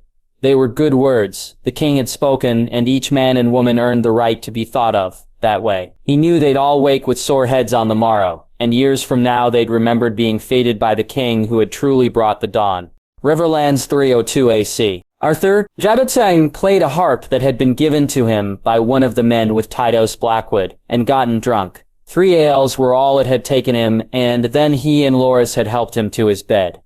Arthur had at first refused to drink any, but had then been practically ordered to by his king. No man doesn't drink tonight, Arthur, not even a king's guard. I'll see no man dishonor those we drink for, and with. So despite himself, he'd taken one drink, and had sipped it, and held it in his hands, while around him, men and women drank, and made merry. Long after he'd put Jay to bed, people continued to drink. Arthur couldn't begrudge any of them for doing so, and yet he was glad when they too began to make their way to their own beds. As he stood outside the tent and listened to Jay snore, he wore a true smile on his face. They had won. They'd fought back an army of dead men, and had actually won. The losses they had suffered would hurt, and in time Jay would feel them more than ever. But they had won, and he thanked the gods and Rhaegar and Lyanna for seeing it so. Jay may have given credit to each and every person with his speech, and Arthur knew that he and others had played their part. He himself had killed 2 White Walkers, as had Jaime and Oberyn, and the gods only knew how many dead men he and Dawn had struck down. Jaime, though, had beaten the Night King. He'd ended the fight and brought the dawn, and Arthur had never felt prouder than he did right now. He heard him stir as the dawn broke the next morning. Jaime was not the only one who woke just as the sun began to rise. Around him, hundreds, thousands of those who'd fought and then drank to celebrate that fight now stood looking up to the sky. Perhaps they needed to see it for themselves, to be sure. Mayhap they feared the sun wouldn't rise, and the light they'd known the day before would never return. Whatever the reason, Arthur stood with Jaime, who too was looking to the sky, and his king wasn't the only one who wore a smile as he did so. "You are well, you Grace?" he asked, when Jaime stopped looking to the sky. "Aye, but never again, Arthur. I meant what I said last night. No drink will pass my lips ever again," Jaime said, and Arthur nodded. It was something that he could understand, something that he knew the reason for. Robert Baratheon had been a drunk, and Jaime would never do anything that made someone look to him and see the Stepton King. No matter that he was a different sort of man altogether, Arthur knew that he'd rather forgo drink than have anyone even consider it, and make the comparison, even were it briefly. He watched as the king rubbed Ghost's fur, the white wolf leaning into his touch, and showing just how much he had missed it, and him. To say it had shocked him to see him here was an understatement, and the only one happier than the king that he was here was the small Jon. "Come, Arthur. I wish to speak to Renix before we break our fast. We'll be flying back to King's Landing later today," Jaime said, the eagerness in his voice clear. By the time they arrived back at the camp after speaking to the dragons, the others were already up and about. Arthur chuckled to see some of the expressions on faces as the giants passed them by. Those who'd not seen them and perhaps had not believed they existed were still not truly able to accept what was right in front of their eyes. They broke their fast with Jaime, Oberyn, Prince Garin, and the prince and princesses. Some of them would be heading their separate ways today, and only a few would be traveling on to King's Landing. Shera seemed to be more like herself, the princess wearing an excited look on her face for once as she awaited Rhaegar's arrival. Both Daenerys and Tyrion would be flying to their homes rather than King's Landing. The prince was eager to see his wife and new son, while the princess wished to be back in her husband's arms. Prince Garin and the Rhaegar would march to King's Landing before making ready to sail back to Tyrion. His soon-to-be former brother, Loras, would be leaving with him. The boy had spoken to the king and had been named as the Tyrion envoy, much to his delight. His last duty as a king's guard would be to escort Ser Jorah's body back so it could be interred with other fallen brothers in White Sword Tower. He'd not be the only body being escorted back to its final resting place. Benjen, Cragen, and Robb Stark, along with the Northern Lords and army, would provide Ned Stark with an honor guard and see him entombed in the crypts of Winterfell. Gerald Mormont was to be escorted to Seaguard and then to join his family in Lansport before being brought to Bear Island, and Sarah Garland wished to escort Methys Rowan back to Golden Grove before making his way to join his wife and family at Highgarden. Other than the funeral arrangements, there were only a few things Jera had to handle before they too could leave. Jera, Jaime, Oberyn, Ser Richard, Ghost, and Arthur himself would be flying on Renix and heading back to King's Landing before night fell again. "Mance and the others are ready?" Jaime asked when he'd finished eating, and Jaime nodded. "You wish to join us?" he asked, and Jaime shook his head, though Oberyn gave Jaime a look that the king picked up on. So it was Oberyn, Ghost, and Arthur who accompanied the king as he made his way to the free folk. Jaehaerys stopping to look at where the Northmen's tents were as they walked before he then continued walking and soon led them to where the free folk had their own. The welcome they received was as friendly and as irreverent as ever. Tormund coming over to speak to them as soon as he saw them, and Mance coming out from his tent the moment he heard they were there. "You survived the night then?" Mance asked, smirking, as he looked at the king. "I, though never again, and I'm glad I never touched that god-awful stuff that Tormund was drinking," Jay said, scrunching his nose as he spoke. "It'll be hair on your balls, Jay," Tormund said, laughing as he wiggled his eyebrows, Jay shaking his head as he laughed with him. "I'd rather they were bald," Jay said to laughs. "We'll march on the morrow, Jay. Along with the Northern Lords, some will be seeking to go back beyond the wall." March said softly, "There is no wall anymore," Jay said to nods. "Aye, but to us, it'll always be there as a barrier between the North and the true North," Mine said, sighing. "At least to some," he added. "And you?" Jay asked. "My people are saved." Jay That's all I ever wanted, and the only reason I sought a crown. Some will seek to leave the lands they're on now. Most will not, or even if they do, will seek the freedom to come back to them. Mance said as Jay looked at him curiously. It'll mean kneeling, Mance. I can allow them to be free on one side, but not on another, and any who stay, I know. I look forward to seeing you in Queen's Crown, Your Grace. I'd ask you accept my oath there. Mance said as Jay looked at him confusedly. I wish my wife and son by my side when I dropped to my knee. Mance, you are the king who brought us through the greatest fight any of us is ever likely to face. A fight we were destined to lose. Jay, I don't kneel easily, nor does Tormund, Val, Dalla, or any of the free folk. To you I will kneel willingly, though, Mance said, and Jay almost seemed lost for words to Arthur's eyes. Queen's Crown, Jay said, holding his arm out. Queen's Crown, Mance said, as he grasped it. Tormund did the same a few moments later, and after a few more moments of talk, Jay then led them to the Company of the Roses tents. Brandon Snow was not expected to make it through the night, but had done so. Arthur doubted he'd make it to the morrow, and yet as he watched Jay move to the bed, he then felt he just might. I don't know if this will work. I believe it will, but I don't know, Jay said, as he took a chain with a ruby out of his shirt, and then a small pouch. A moment later, Arthur and Oberyn looked on as he soaked the ruby in blood and then placed it around Brandon's neck. Each of them having to turn their eyes away as a light began to shine. When Jay took out Lightbringer a moment later, hearing a gasp, he turned to see Jay take the ruby back and Brandon Snow sitting up. I thank you, Your Grace. Truly, Brandon said as Torrhen Snow entered the tent and looked at his fellow commander with relief. The company's plans, Torrhen, Jay asked. The fort in the north, Your Grace. With your permission, we'd like to name it our home and swear ourselves to Queen's Crown. Torrhen asked apprehensively. I'd be more than happy to accept your oath, Torrhen. More than happy. Jay said, and the man nodded as they left him to speak to Brandon and ready to make ready for their own departure. Jay spoke to the men of the West, Dorne, Riverlands, and each of the other kingdoms. He spent some time alone with Jaqen and the Faceless Men. Arthur and Oberyn both watching warily but with no true worry. Then it was to the men of the north and a promise to make a journey back north as soon as he could before he spoke to his uncle, cousin, and brother, and paid his respects once more to Ned Stark. Finally, it was Tyrion, Shera, and Dany that he spoke to, and after bidding them farewells and with night beginning to fall, they then made their way to the dragons. Oberyn, Jaime, Richard, and then finally he climbed up. Ghost and Jay, making them look uncoordinated with how easily they did so, and then with not even a look back they were in the sky and heading south. Ahead of him, he could feel the different levels of excitement that were being felt. Richard wished to get back to work, while Jaime and Oberyn wanted to be with their families once more. None though were more excited or eager to reach King's Landing than the king, and Arthur could almost feel him urge Renix to fly faster. King's Landing 302 AC. Marjorie. She had hoped he'd have come home before the night fell again. Even though she knew it was unlikely, and that he no doubt had things that he needed to do, she'd hoped that when she went to bed that night, it would be with her husband, and not alone. Despite the fact that she didn't truly fear he'd been harmed, and that she knew what had happened, or somewhat knew at least, she still felt fearful when he did not.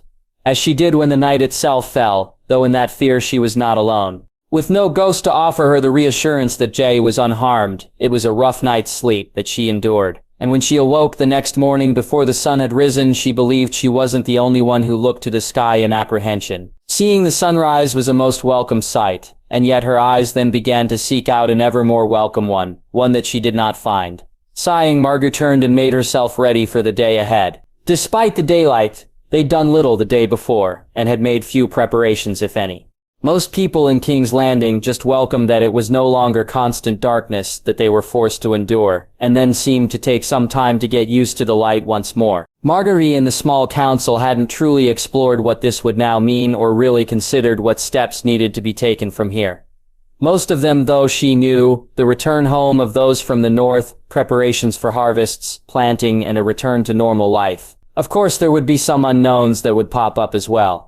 Truth be told, though, most of her day had been spent glancing at the sky and thinking about Jay and the others' return. Even when she was not, others soon brought her mind to that line of thought, as Elia, Joy, Joanna, and Martin spoke on seeing Jay and Jaime again, while Tyen and her sisters did likewise in relation to Oberyn. "Mama," she heard Elia say, and she looked to the bed to see her daughter awake, and now sitting up, Marguerite trying her best not to laugh at her messed up hair and the rubbing of her eyes. "Good morning, sweetling," she said, moving to the bed.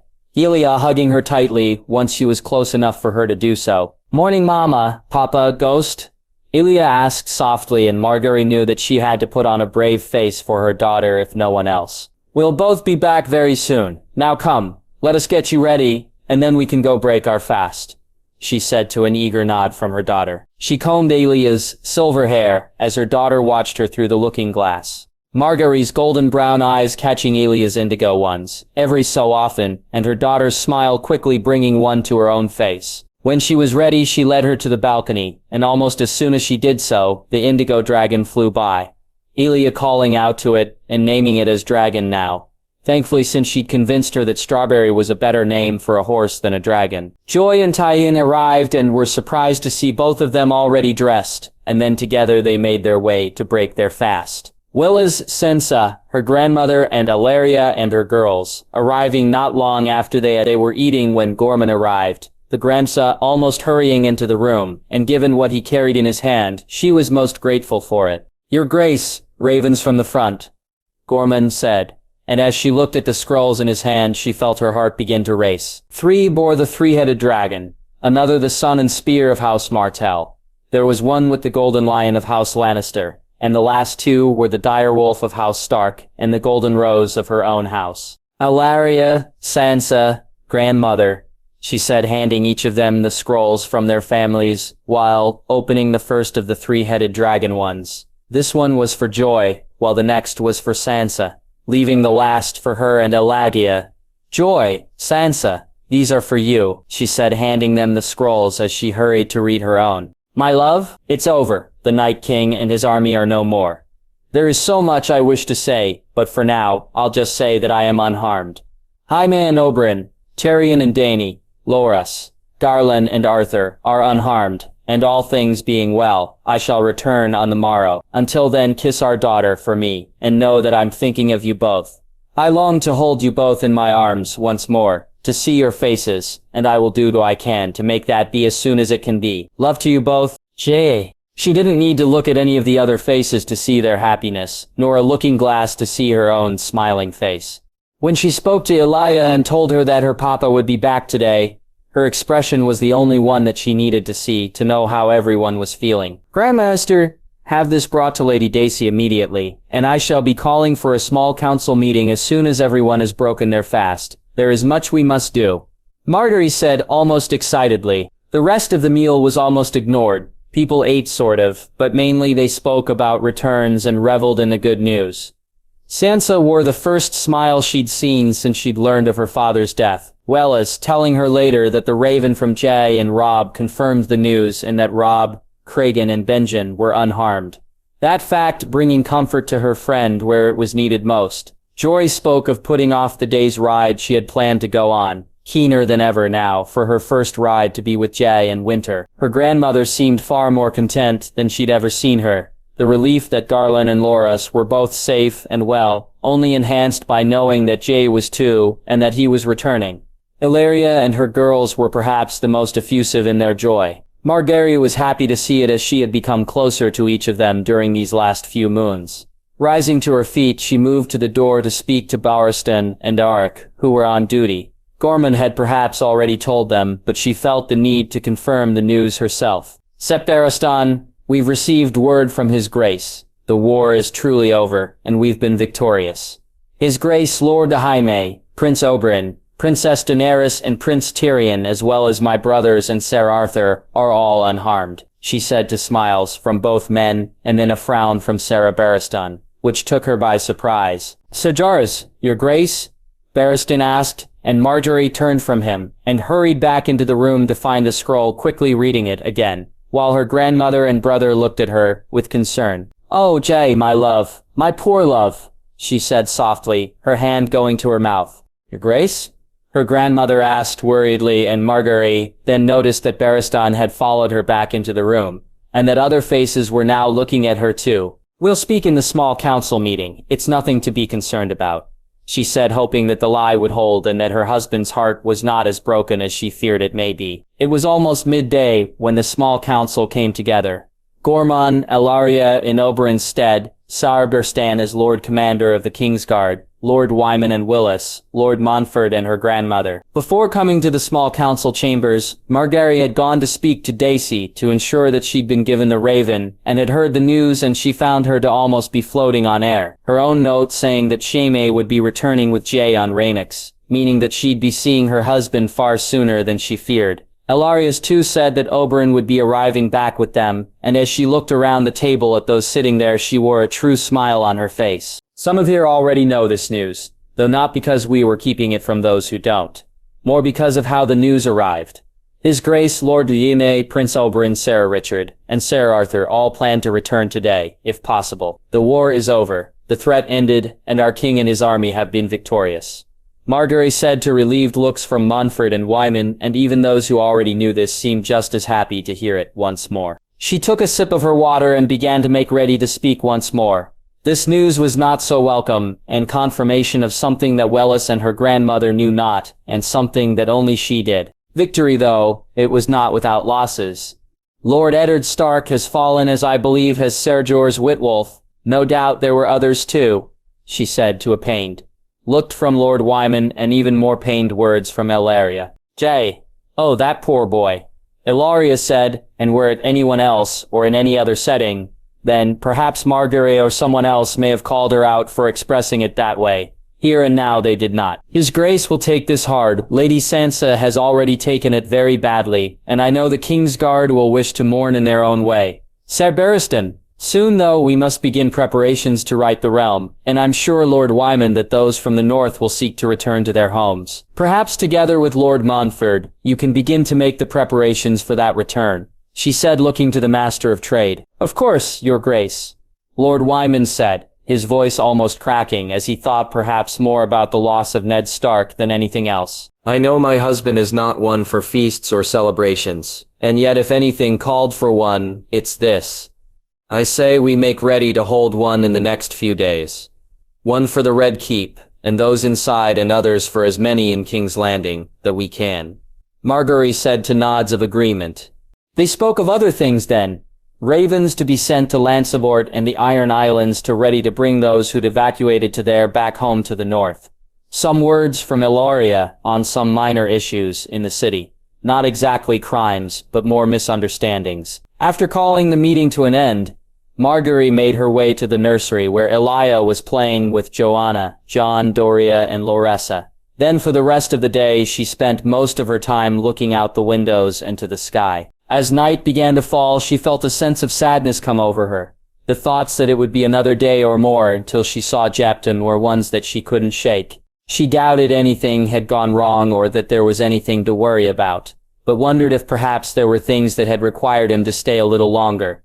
Just as she was about to make her way to ready Elia for their evening meal, she heard it. The trill from the indigo dragon was so loud that it almost sounded like a roar. Rushing to the balcony, she looked up to see Rhaenix in the sky, and then before she knew it, she and Elia were hurrying down to the courtyard. They were soon joined by Daisy and her children, Ellaria and her own, her grandmother, Willis and Sansa, Joy and Prince Trystane, and Martin, along with Willa. Ser Barristan had gathered all the Kingsguard, and she smiled to see that it wasn't to be the dragon pit that Rhaenix was landing. Margaery wasn't the only one looking eagerly to the dragon's back either. Ellaria, Daisy, the children, all looked to make sure that their loved ones were truly here and that it was not just some of them who'd arrived back. Papa has ghost, Elia said happily as Margaery held her daughter's hand, Elia threatening to break away from her at any moment. Something she did as soon as Rhaenix landed and Jaya, Oberyn, Jaime, Richard, and Arthur climbed down off the dragon's back. Even in the fading light, as the sun finally went down, Margaery could see the smiles on the faces of those who came towards them. Jaime, Oberyn, Richard, and even Arthur all seemed so very happy to see them. As for Jay, gods, it made her heart still to see his smiling face, and she felt Elia's hand break from her own, and looked on as her daughter ran to her father. Papa, you caught it! You caught the sun! Elia shouted out happily, and then she laughed loudly when Jete caught her in his arms and swung her around. I caught a little dragon too, Jay said as he kissed Elia's cheek repeatedly, making her laugh even louder. Papa! She heard two excited voices call out, as Joanna and Jon quickly decided that if it was right for Elia, then it was right for them too. To greet their father this way. Jaime was just like Jay, picking them both up in his arms and swinging them around, while he kissed each of them repeatedly. Oberyn's girls may have been older, but when Oberyn gave them a look as if to say why wasn't he been welcomed back, so they then wasted no time in ensuring he was quickly embraced, just as warmly, and then Jay was standing in front of her. He looked deeply into her eyes and then she was pulled into his arms. Jay somehow moving Elia so that he now held them both. God's Marge. He said, and then he was kissing her, and not on the cheek. Later that night, at first they shared their reunions, Jay insisting that they all ate together, and no one seemed to disagree with him on that. He held her hand and Elia in his arms while he ate, or to be more precise, picked at his food. The company more than the meal itself, seeming to be what he truly wished for. It very quickly became one of those meals, Jay acting like a big child as he played with the younger children. Her husband speaking to each of them, and he even sang when it was suggested. When it came time for everyone to leave and to have their own far more private reunions, Jay seemed reluctant for them to go. It was only their need to be alone with those they loved, or perhaps he'd have sought them to stay all night. He spoke to Daisy and Illyria, explained to her grandmother where Loras and Garland were and why they'd not come back with him. The only time he was not in her and Elia's sight and they were not in his was when he spoke to Sansa in another room. Even when he talked to Joy, it was facing them both, as if he feared not seeing them or letting them out of his sight. Margaery watched as he hugged Joy and whispered in her ear, making her laugh. Promises of Yentures yet to come, she wagered. What he said to Sansa you ate until later that night to find out. But whatever it was, it brought a true smile to his sister's face. Oberyn, Jaime and Arthur, Barristan and Martin he spoke to, and again, some words she was sure she heard, without hearing. Sparrow's morning meetings, days off, where needed, she was sure he spoke of them all. Then finally she, Jay, and Elia were alone and he carried their daughter to their room, and as Margaery sat down on their bed, Jay began to tell Elia a story. A long time ago, a boy who thought himself a wolf found out he was very much not, nor was he the dragon that he would one day grow into. Jay began, was he a little dragon, Papa, like me? Elia asks, as Jay tucked her into bed. He was a dragon cub, little dragon. He was a dragon cub, Jay said smiling. Margaery listened as he told their daughter a tale of his life, a version of it fit to be a tale at least. She smiled as the golden rose was introduced, and at Jay telling their daughter how the dragon cub's heart was no longer his and his alone. By the time she was undressed and lying in their bed, Elia was asleep, and Jay had quickly undressed and joined her. It would not be the night that she or he would perhaps have liked to share, and she promised herself that they would find some time for themselves alone on the morrow. In time she'd move Elia back to her room, but for now, she doubted that her daughter or her husband, for that matter, would agree to such. You are well, Jay, after it all, you are well, she asked, and saw him smile at her, his lips then pressing against her own, as he kissed her deeply. I am as well as I can be. I don't wish to think about the things I know I'll soon be thinking about. I don't want to concentrate on the losses, for in time I'll do so. I want to concentrate and think about good things, Marge. My sister is to be wed soon. Sansa has waited long enough to be happy, and I'll see her so. By year's end, Martin, too, will be wed soon, and I can once again ride winter with apples and joy by my side. Joanna and Jon, Doria and Loreza and my cousins. Soon I'm to be an uncle twice over, as both Garland and Robb are to the fathers. In Doran my nephew is soon to meet his father, and on Dragonstone my aunts are safe and well, and among people they love. Jay said, the smile never leaving his face. And you, Jay, what of you? She asked softly. I too am, with those I love. Elia, gods, look at her. Marge, look how perfect she is. And as for her mother, Jetta said, with a chuckle. What of her mother? She asked, raising her eyebrow, and trying not to laugh at the look on her husband's face. You heard the tale, did you not? My heart is yours, and yours alone. Just Margaery, Jay said, as he kissed. As mine is yours, just Jon. Outside Volantis 3 moons later, 3002 AC. Yankee Harris. Targaryen. It hit him not long after he'd returned, though not truly, until Loras had brought Jor's body with him. For a few days he was as melancholy as they said his father was wont to be. Thoughts of losses forcing away the truth of the victory they truly scored. Though he tried not to let it be that way, he was helpless to stop it. Word from the north of his uncle's funeral, and the nature of the one they'd had for Jers along with Loras's departure, and the knowledge that he'd not see him for some time all combining in his head. It was partly why he'd taken longer to do this than he had intended, though partly that was because he couldn't bring himself to be parted from Marguerite and Ilya, or to see his daughter cry when he told her that he needed to leave again. As much as he'd fitted into the time since the war had ended, he felt he did little and had achieved less. Mainly because as much as he achieved in Westeros, it paled in comparison with what he was destined to do. It was the same with those that he loved, Joy, Sansa, his cousins, his squire, and others. The time he spent with them was rewarding, soul-cleansing, and yet a part of him named it wistful too. Other than when he was with his wife and daughter, he felt he was letting people down. Present but not present, and only going through the motions of living the life that he should. Had it not been for the news Marguerite gave him, then gods only knew where his mind would have taken him. Only the thoughts of being a father once more was enough to make him get a grip on himself and do what it was he needed to. The fight he then expected to have had never came as his wife told him to go and do what he must. As Elia then told him that she knew he'd return, and as Joy, Sansa, and others said pretty much the same. Even Arthur and Jaime had not tried to stop him or sought to go with him, both placing their faith in him unequivocally. Rhaenys. Though put it all in perspective, his sister bringing it all home in one single word. Finally, so he bid his wife and daughter farewell, spoken to the little dragon that Marguerite carried inside of her. Kissed all three of them, though the last was a kiss to Marguerite's stomach, which would have to suffice for now, and set off. He'd considered stopping in Trayon to rest and see Loras again. But so eager was he to do what he had set out to do, and so keen was he to get there, that both he and Rhaenys had decided not to stop and had just flown by the city. They rested instead on a hill outside Volantis, and as Rhaenys slept, Jay offered up his thanks to Rhaenys, in honor of Melisandre, Thoros, and the men of the Fiery Hand who'd paid the ultimate price to see the dawn was brought. In King's Landing, they'd held celebrations, feasts. He'd spoken on the steps of the great Septa Pillar and named those who'd fallen and those who'd not as the true heroes and heroines of the dawn. Outside Rissalar's temple, he'd stood beside Kenvara and named Melisandre, Thoros, Mokoro, and the others as true as any other who'd fought and died by his side in the war for the dawn. He knew it annoyed the High Septon and would provoke trouble with the faith, and he cared not, for no Septon or Septa had spilled blood or sweat in that war. There was much he needed to do in Westeros. Rights he needed to wrong, lives that needed to be made better, weddings that he wished to attend, and nieces and nephews he wished to meet.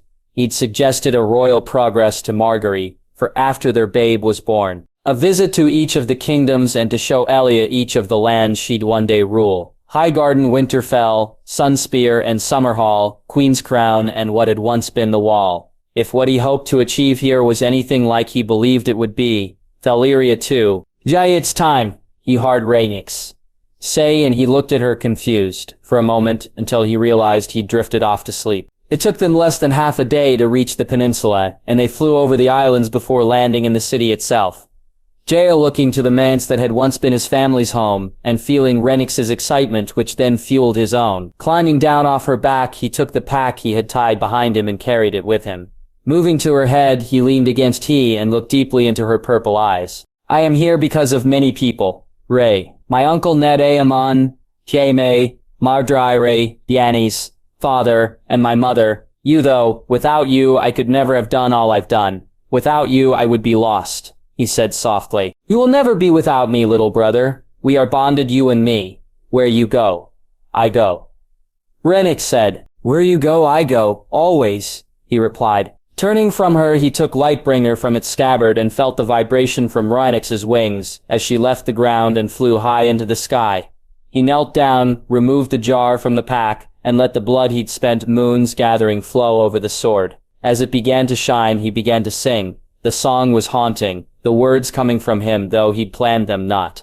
Valerian ringing out in Valyria once more, and it was the only sound that could now be heard. In the distance and around him the rivers of fire no longer flowed, and rocks though they moved, made no noise. As he sang, towers righted themselves, buildings that had long fallen into disuse began to look new once more, and rivers of fire turned into rivers for true. On and on he sang, Lightbringer shining ever more brightly, and his voice not once losing its tenor. The song just kept being sung, its words never faltering, and not once did he hesitate in singing them. When the end came, he knew not. One moment he was singing, and then he was as silent as the night. Lightbringer began to fade, and Jay arose unsteadily to his feet before righting himself. He looked up to the sky and couldn't see Rhaenix, and yet he worried not. She was with him always, and yet for now he was alone. He heard them long before he saw them, the sound of their voices carrying in the wind, and as he moved toward them, he heard the trill of dragons in the sky. Looking up, he saw hundreds of them, alive and yet not, and how he knew what they were was beyond his comprehension. Guardians. These were the guardians of Valyria, the protectors of the land eternal, and he smiled at that, a smile that only grew ever more when he saw them all now moving in front of him. His grandmother looked just as she had the last time he came here.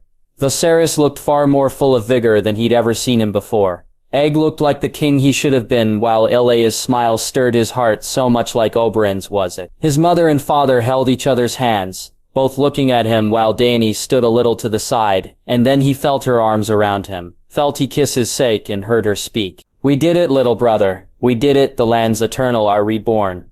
Rhaenys said, and which of them wept first only the gods knew, though both of them wept tears of joy.